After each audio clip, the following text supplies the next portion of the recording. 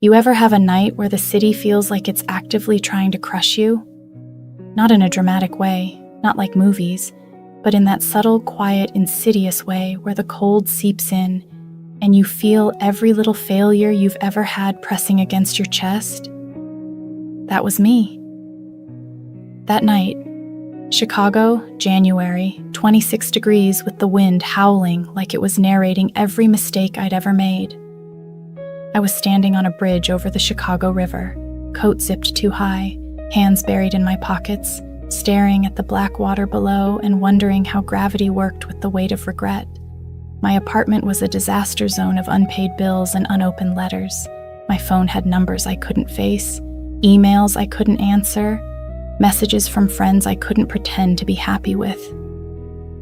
And the job I had lost 2 weeks ago, the polite, "We appreciate your effort" kind of firing, it had hollowed me out in ways I didn't know were possible. I wasn't crying yet. I was just numb. Like my own body was an empty shell, and the world was moving around me in muted colors while I felt nothing but the cold metal railing biting into my palms. And then I heard footsteps. Not the hurry of someone late, not the clatter of a stranger walking by. Slow, measured, deliberate. A voice said, low and careful, "Hey, it's freezing out here." I didn't respond. I didn't even turn. "You don't look like you're enjoying the view," he added. Something in the tone made my chest tighten. I looked up then. He was late 20s, dark jacket dusted with snow, hands shoved into pockets, like he was trying to make himself smaller in a city that demanded attention. Brown hair that the wind tousled, eyes that were tired but alive, and a presence that somehow felt familiar without me ever knowing him. "I'm Ethan," he said. Just that, no theatrics. I didn't answer. He leaned against the railing a few feet away, letting the river take the spotlight. "Chicago will mess with your head if you let it," he said quietly. And for some reason, that broke me. The tears came before I could stop them. My shoulders shook like I'd been holding my breath for years. He didn't panic, didn't tell me to pull myself together, didn't call anyone. He just said, "Yeah, I know." Those words, simple and quiet, gave me permission to fall apart. I told him everything. The job, the apartment, the nights I couldn't face my own reflection, the mornings I prayed I wouldn't wake up. He listened. Not a single glance at his phone, not a single interruption, just listening. When I finally ran out of words, he said, "You're not weak for feeling this way." I laughed, sharp and bitter. "Feels pretty weak." "Feels human," he replied. The snow came down heavier. He offered me his scarf like it was no big deal. I took it. Our fingers brushed. Something ignited. He said carefully, "Maybe tonight isn't the night you make a permanent decision." I stared at the river, afraid to answer. "Just tonight," he added. "Tomorrow can worry about itself." Somehow, that made life feel manageable. He shared his own darkness, nights driving aimlessly, the grief of losing someone he loved, the hollow sense of being alone in a city of millions. Not a "it gets better" pep talk, just honesty. And it mattered. Eventually, we moved, unspoken, from the railing. He suggested coffee. Somewhere warm, somewhere quiet, somewhere I could just breathe without pretending. I nodded. Surprise flickered in me. I wanted this, more than I expected. At a 24-hour diner that smelled like burnt toast and old vinyl, we sat across from each other. Chipped mugs between us, steam curling upward like ghosts. I told him my name then. "Claire," I said. "Claire," he repeated softly, like it was precious. We didn't talk about the future. We didn't talk about fixing me. We just existed in that booth, in the warmth, in the shared quiet of two people who somehow understood how it felt to feel completely alone. By the time we left, the night had shifted. The wind was still biting, but inside me, a spark remained. He scribbled his number on a napkin, slid it toward me. No pressure, but if tonight gets loud again. I folded it carefully, fragile, like hope. I went home, alone, but not empty. And in bed, listening to the radiator clank and groan, I realized I wanted to see him again. Days passed. I didn't text him immediately. Hope is terrifying when you've been broken for too long. But 3 nights later, silence too heavy to bear, I typed, "You still owe me bad coffee." Almost instantly, "Name the place," he replied. Our slow, cautious reconnection began. Coffee became walks through snow-slick streets, conversations stretching past midnight, laughter that felt alive in my chest. He never tried to fix me. He just stayed, present, real. Some days were still hard. Some mornings I couldn't get out of bed.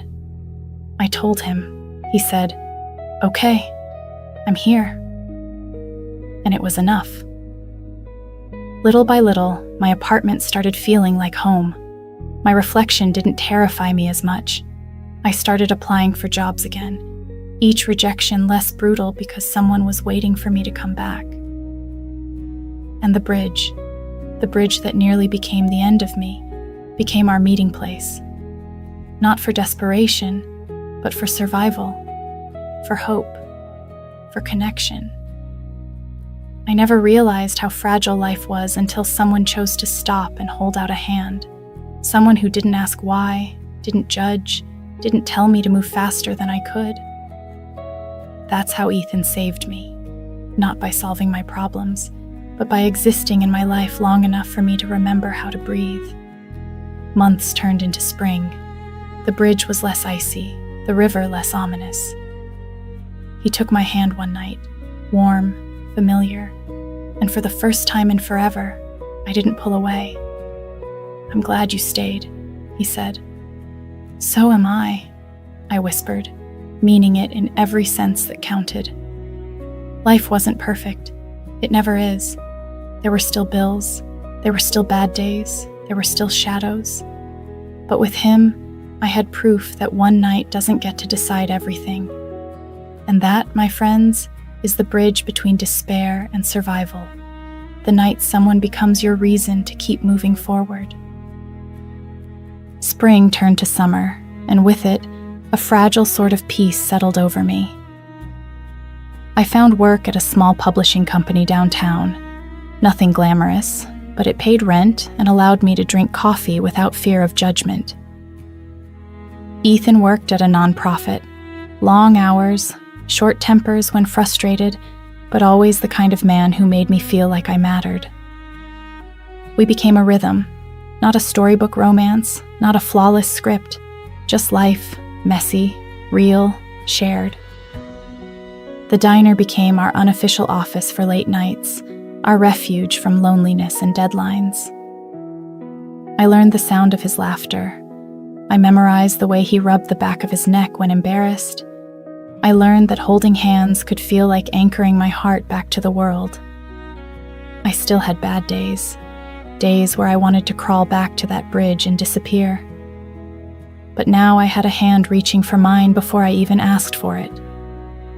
And every time the thought crept back in, Ethan's face, his voice, his patience reminded me, "You're allowed to survive."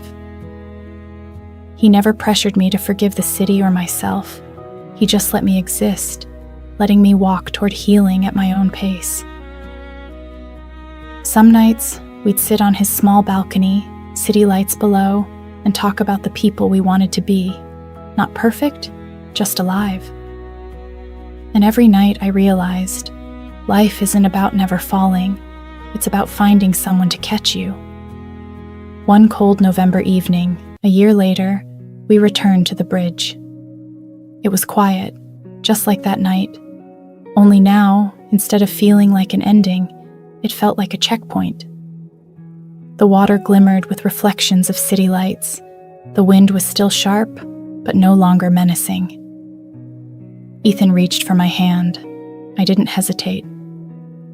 "I'm proud of you," he said softly. "For what?" I asked. "For staying, for surviving, for choosing to let people in." We didn't kiss there. We didn't need to. The moment itself was enough. Months later, we moved in together. Tiny apartment, too many plants, coffee mugs with chipped edges. Life felt normal, but the kind of normal that meant safety and warmth instead of suffocating cold. I still think about that night sometimes, about how close I came to letting the city have me. And I tell this story because maybe someone out there is standing on their own edge, thinking no one sees them. If that's you, pause. Stay. Just tonight. Because life can surprise you in ways you never expected. A stranger can become the person who changes your world, and one night can lead to a lifetime. Ethan saved me without knowing. He didn't have to. He just existed. And that was enough. I finally understood. Survival isn't heroic. Survival is quiet, daily, imperfect. It's letting someone hold your hand through the dark until you can see the light again. And love, real love, isn't fireworks. It's being the reason someone chooses to stay alive, to breathe, to move forward when every part of them says stop. So yeah, that's my story. The night he saved me from myself. Chicago winter, Black River, snow sideways in the wind, a stranger with tired eyes, and a heart that refused to let me go. I survived. We survived. And somehow, in all that darkness, I found light.